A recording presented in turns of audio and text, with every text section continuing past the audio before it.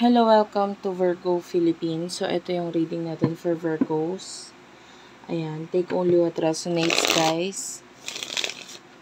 Bali, hindi ito magre-resonate sa lahat ha. So, kunin mo lang yung mga messages na magre-resonate para sa'yo. Kung hindi ka pa nakaka-subscribe sa ating channel, pahit na lang ng subscribe button, notification bell. Na-appreciate ko po lahat ng likes, comments, and shares. Okay, so this is for Virgos. General love reading. Let's start your reading.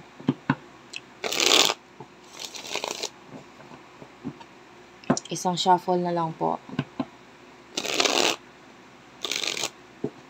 Okay. Thank you, Spirit Guides, Angel Guides.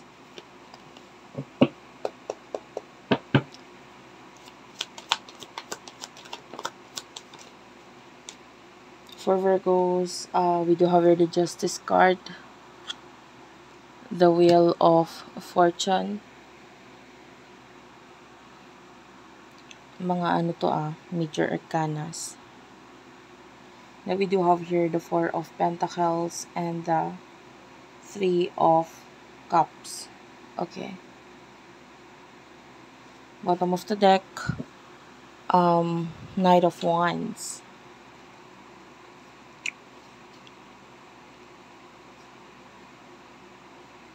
Okay. Nakakita ko dito ng person who is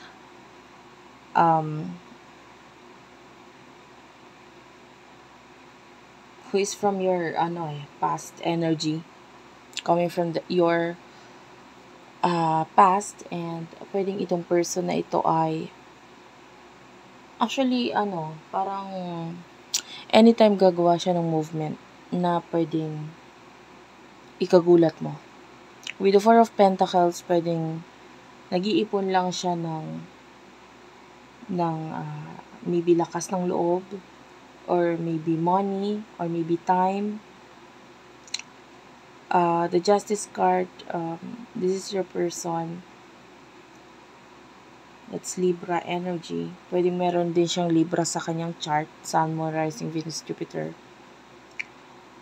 na nakikita natin nasaktan kanya in the past Emotional yung sakit for you. Hindi ko alam kung sa paanong paraan kanya nasaktan. Maybe because of a third party situation. Maybe because yung sinabi niya sa iyo yung totoo. Maybe because in the past may mga nalaman ka, so hindi ko alam kung paano kanya nasaktan. Pero definitely nasaktan ka nitong taong to. Pwede magkaroon ng malaking pagbabago dito mula sa taong to. Then maybe lang siya inaayos niya lang muna ngayon yung kanyang sarili, or maybe yung kanyang sasabihin or gagawin. With the Three of Cups, I can see reconciliation for the both of you. So, nakakita ko ng reconciliation, muling pagbabalik mula sa taong to. Ano yung intention niya dito? Anong intention niya? Ano yung intention ng person na ito sa pagbabalik? I feel like this person is the one na gagawa ng movement. And ano yung intention niya sa pagbalik niya? Spirit Guides, Angel Guides. Okay, yung intention niya, you do have here the Seven of Wands.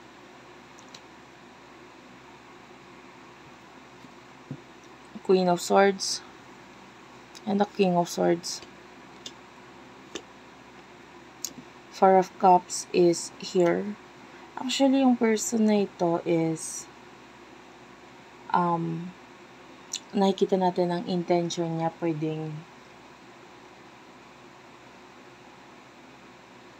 Pwedeng gusto niyang makipag-usap sa'yo, and or gusto niyang magbigay ng something, like maybe paramdam.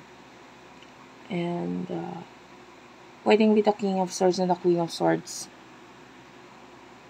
both of you is acting like cold dito sa connection na ito. And with the Four of Cups, na nasa sayo kung ano yung kalalabasan ng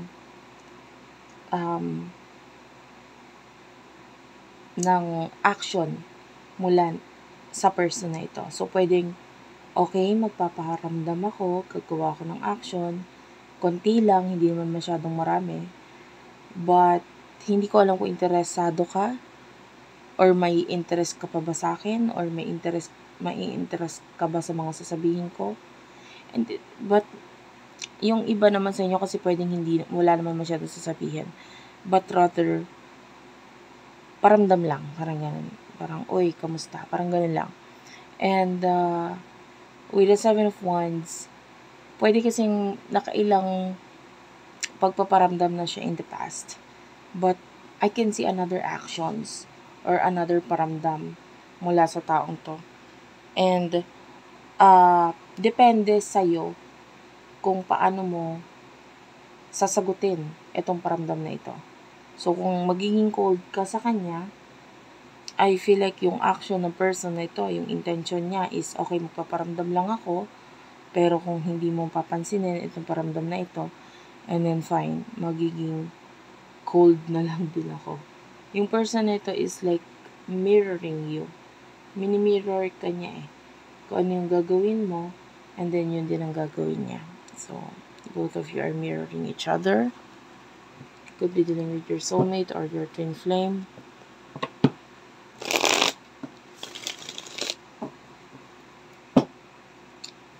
I want to know the advice regarding dito sa person na ito, sa connection na ito.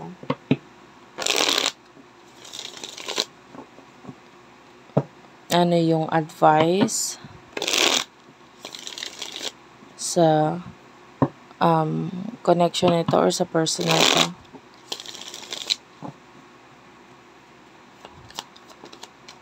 Okay, the advice for you is we do have here the World.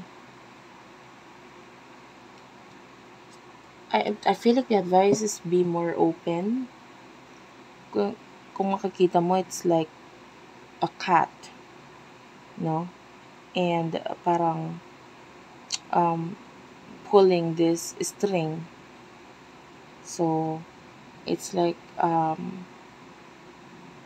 you need to open up yourself, no? Para makita ka nitong person na ito, yung intentions mo din, and like hindi ka dapat maging cold or umiwas, okay? Especially na you do have here the Eight of Swords. Well, the Eight of Swords is the energy of being stuck or hindi gumagawa ng actions or walang ginagawa at all. Yeah, na Hangman. Lalo na kung nahihirapan ka rin sa sarili mo, sa sitwasyon mo, or pwedeng sa sitwasyon mo mismo, or dito sa connection na ito na parang nahihirapan kang hindi i-open ang sarili mo sa kanya. And you have to open up yourself here. Okay? Wag ka nang magkunwari or mag-pretend. Kasi parang hindi naman ito yung person na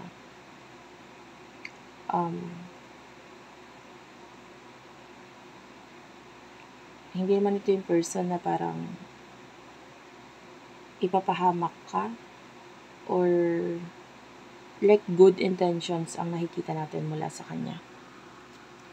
Maganda yung intention niya. Lahat po nang meron siya, willing siyang i-share sa'yo. That is the intention.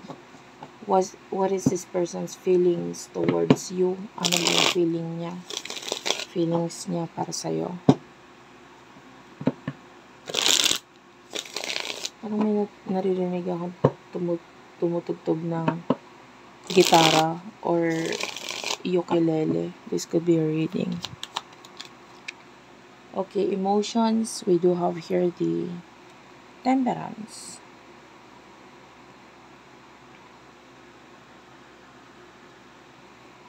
Clarify the Temperance. The Eight of Swords is here. Remember what I've told you a while ago regarding the Eight of Swords. So, kung ano yung pinipigilan mo sa sarili mo, maybe that is also the emotions ng person na ito sa'yo with the Eight of Swords. And with the Temperance, you are his or her favorite person.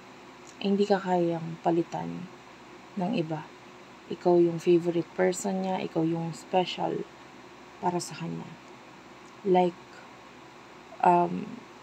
lahat ng best na meron siya, gusto niyang ibigay or i-share sa'yo because ikaw yung nakikita niya na parang gusto kong ma-share kung ano man yung meron ako sa'yo. Got that kind of energy. And, of course, gusto ka niya. Attracted siya sa'yo. Even if you feel like you don't look good, and this person is attracted sa'yo. Sobrang attracted siya sa'yo. Okay? So, what will happen in the future for you? Virgo. In the future for Virgos, please. What will happen in the future for Virgos? By the way, guys, happy birthday. You do have here the 8 of Cups, the 9 of Cups, and the 6 of Swords. Okay, in the future,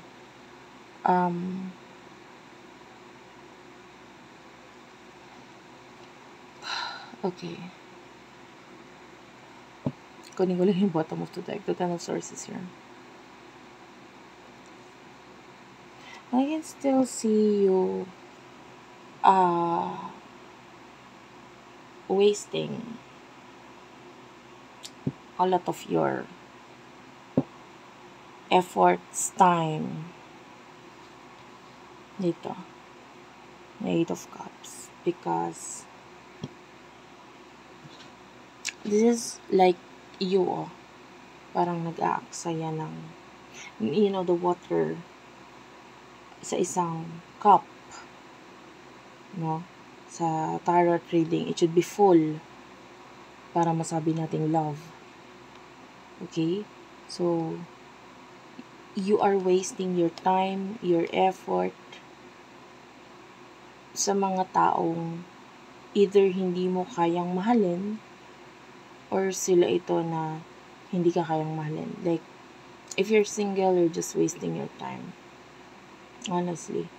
Kasi in the future, maybe you want love, maybe you don't. Maybe gusto mo lang may kausap or, pero nag-aaksaya ka lang ng panahon at love or effort sa kanila. Okay? Kasi, hindi mo naman, lalo na kung hindi mo naman talaga gusto, na napipilitan ka lang. That's your energy. The 9 of Cups, you're still looking for something na hindi mo makita. And I feel like it is regarding love and commitment, connection, the 6 of Swords, I can still see you moving on from this connection. And pinipilit mong i-close na or takpan na kung ano man yung connection na meron sa inyo. Na mahirap actually takpan, mahirap. Maybe you need help from someone. Pero, I don't feel like mag-e-end siya at all. With the 10 of Swords, yeah, this is you ending the connection. Kasi honestly, you still like this person. And both of you still likes each other. Pareho pa rin naman yung gusto yung isa't isa. Ini-end nyo, you're moving on. Pero nandun pa rin yung pagkagusto. Diba? Sa connection na ito. And maybe, especially if you're dealing with your soulmate, your twin flame. The Ace of Cups is here. There's a lot of love. and passion. Dito sa the moon energy, Pisces, this is a soulmate energy. This is like someone na nakikita mo sa panaginip mo. And maybe that is also his or her dreams, no? Yung patungkol sa'yo and patungkol sa nararamdaman niya for you. So there's pagkagusto, pagmamahal, but yeah, this is really your soulmate. Pero pinipilit ninyong umiwas or lumayo sa bawat isa dito. So thank you for watching. I love you all and bye-bye.